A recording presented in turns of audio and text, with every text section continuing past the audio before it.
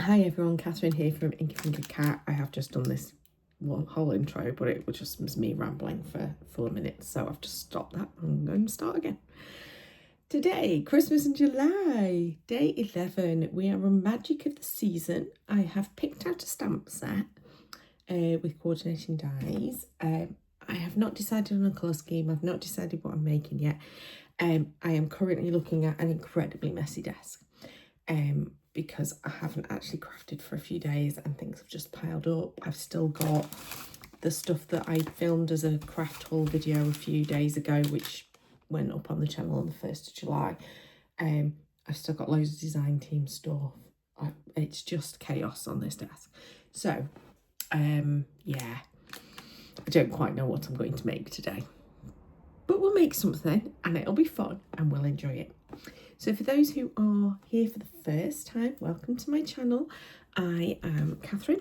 I love making Christmas cards all year round, but I do it for Christmas in July, a video every single day where I make a festive project.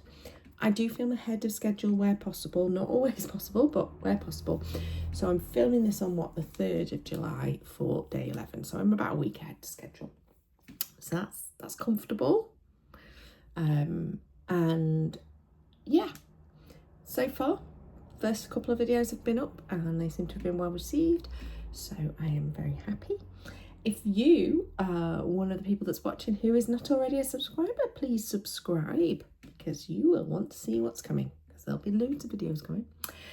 Please do like my videos. Love all the comments, so anybody who's commenting, thank you so much. It's so nice to interact with you on the comments. I know I've had some new subscribers as well, so really like that.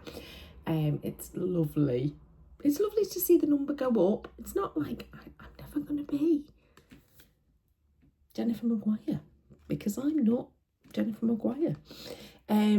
Or Amy from Prairie Paper and Ink, who I love. Both of those crafters. I'm never going to be them. That's not my intention. But it is nice that people enjoy my videos. So the way that I know you're enjoying the video is if you've subscribed, because it means you want to see more videos, or if you've pressed the thumbs up. If you leave me a comment and tell me, I absolutely know you've enjoyed it. So that being said, I am going to switch this video off right this second, switch this camera off, my phone off, put you in the overhead. I'm going to clear the decks, do a quick 10-minute tidy. I think that's all it's going to take me to do, is to tidy up and then start making a card. So let's get on with it. So I'm not going to lie, this card took some work. I don't know why. I decided to totally challenge myself when I've had a few days off crafting. It's just an insane thing to do. You should always start easy again. But I didn't. I went a bit mad and I ended up making a fun fold card. And I ended up doing a load of masking and colouring in, and yeah, it took me ages. I will admit at this point this is my second set of stamping them, and I have changed my plan from the original plan, and that was because I completely messed up with the way that I was colouring it in and ended up with weird bits going on. So I just scrapped that one because it is only paper, and I've discarded that video because there's absolutely no point in for you watching it, because it isn't anything like what the card ended up anyway. But I had this idea when I was tidying up the craft desk. I suddenly thought, do you know what would be really nice is to create a little scene that you can see through these stamps. Now the stamp, if that makes sense, is a Carabelle Studios one, which unfortunately Carabelle don't exist anymore. But yeah, it's a Carabelle Studios stamp and I love it, and I think I'll probably hold on to this stamp forever because it's just really handy. It makes quite a nice sort of like quite large sized stamp, and I just basically created my scene so it followed through the 4 stamped images, and then I coloured it in and then I cut most of it off. So you're going to be like, what? I promise you it all makes sense at the end. I do love the final project. Is it perfect? No, it's not perfect, but you know what? It's fine. And it will absolutely be a beautiful card to send someone. And I just need to master the technique of the fun fold a little bit better than I did for this one. I sort of measured wrong in my head and then it all went a bit bizarre. So I stamped the stamps by masking them off as I went along. Then I masked off areas where I knew I wanted to stamp into them. So I would stamp I masked off the frame, for example, of the focal image of the polar bear and Santa sitting on the hill. I masked off the frame and then stamped over that. And then I created my little hill so that it went out the side of the frame, not outside of the frame, outside of the original stamp, and then I kind of carried it across. And then that's what I stamped my little trees on. Now you'll notice that my little trees, I immediately went in with the dark greys, but then I did go over with a green. It just muted the green a little bit. And at this point you might be going, what the heck is she doing? And to be perfectly honest, I was saying out loud, what the heck am I doing? This is insane. But I really wanted the Northern Lights kind of look. And I thought, well, when I do it with my ink blending tools, I put down bright colours and then I go over it with like the smoky slate. So in this case, I went over it with Cool Grey 4 and just basically blended out some of those blotchy lines so that there's a bit of colour left in there.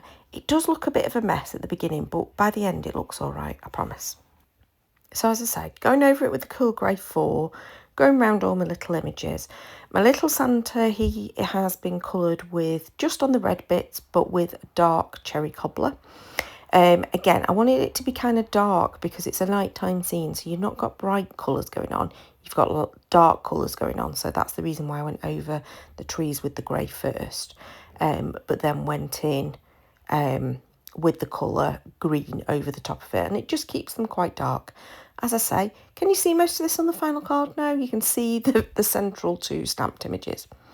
And then, in order to make those colours that still look a bit blotchy and weird in the background fade more into the background, I then use the snow stamp that, there's two snowy sort of bit stamps that come in the set. And I just sort of stack that randomly around, again, masking off where I thought I don't want it on the actual frame. Actually, I don't do a great job and it does stick in a few places, but again, it's fine. It's fine as a card. I quite often beat myself up if I don't do it perfectly, and I have to remind myself this is a handmade card. I have gone into a lot of effort, even if it's not perfect. It probably would have been good to have done this as a prototype and then filmed me doing it again, but we all know I don't like to repeat cards, and that just bores me as an idea, so I don't. You get what you get. Now, I think I absolutely could have just left this as it was, added this little sentiment, would have been a lovely little card topper. I think that's fine. Maybe trimmed it down a bit because it's a bit of an odd size, but I think I could have done that. Just left it as it was. I had added a little bit of shading around the frames. I don't know if you saw that at the very beginning. But instead, I had this little idea in my head that I wanted to do a fun fold today. So I'm trying a fun fold. So I am scoring it at 1 inch, 2 inch, 3 inch, 4 inch, 5 inch, and then 7, 8, 9, 10, 11. Didn't need to do one of those scores. I can't remember which one I don't need to do because I am not a fun fold expert. But what I'm trying to create is a little pop-up kind of card so that it's got these two towers at either ends, and then this little scene goes across it. That's what I'm trying to create. So really, this is me fiddling with it and going, what am I doing? So I end up taking some of that Kingston's tape runner and using it as a temporary tape. It doesn't stick perfectly because I literally put tiny little bits on it, but it was just enough to keep it in place. And then I am just cutting it across, and then this is where I'm brave and think, right, I'm doing it. This is it. It's going. And I just trimmed it round the top of the stamps, so it's now become like a shape to it. And I'm happy. I'm not 100% happy. And now I'm being super, super brave, and I'm now cutting it so it's 4 inches wide.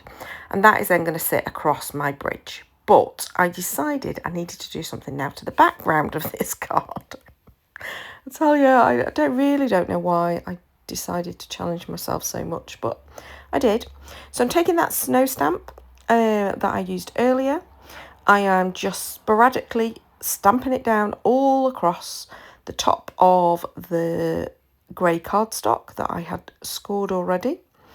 And I am then putting the white embossing powder on. I'm going to give it a good heat. Which I randomly did most of this apparently off camera. I have now realised. Yeah, by this point I had sort of lost the plot. I popped that away. I've now heated it, and now I'm just doing a bit of splattery water just to put some different sized snow splodges and to make it a bit messy. Because it is already messy, I'm now making it purposefully messy. That's a big tip from me. If you're already making something messy, make it purposefully messy. Now, I will say, if you splatter water and add your embossing powder to it, it does take a little bit longer to heat set. The reason being is it's obviously got the water underneath it that's got to evaporate. So it does take a little bit longer. Now, I have then got my blending brush and some black soot, and I'm just not particularly carefully and not particularly heavy coating, but I'm just adding a little bit of black soot to just darken up that edge so that the top edge is darker. And then I just took, as you saw, a splatter of water and then just wiped it all off so that it was cleaned up the embossing powder, so that the embossing powder came a bit brighter, and it just cleaned it up. Right, I did decide to go in and glue. You could use red line tape probably, but I decided to just go in with wet glue because it gave me a little bit of wriggle room to make sure it was going to adhere properly. And you'll see I kind of then, once I'd adhered it all together, I then kind of folded it so it folds flat. So the whole idea of this fun fold is it still folds flat in a card. And then when the recipient takes it in an envelope, when the recipient takes it out the envelope, you can then prop it up and it stands nicely on the mantelpiece, the table, the dresser, wherever they're putting it. Right, I have strengthened and add somewhere to put a message, which is on the back of the card. I decided not to turn it into a flap and to just literally put it as a square, which I did as 3.5 inches by 3.5 inches. Added a sentiment, stuck it on the back. I hope you enjoyed this card. As I say, it was a bit of a labour of love, but I actually really like how it ended up. Bit different, bit funky. Would I want to do this for many cards? No. Not at all. So it's not one for mass producing necessarily, unless you have got fun folds down to a T, which I've clearly not. Please do subscribe to see future videos. Thank you so much for watching. It was a bit of a longer video tonight because of the fact that I went a bit mad. They're not all this long, I promise. There is a whole playlist up on my channel. But until next time, bye-bye.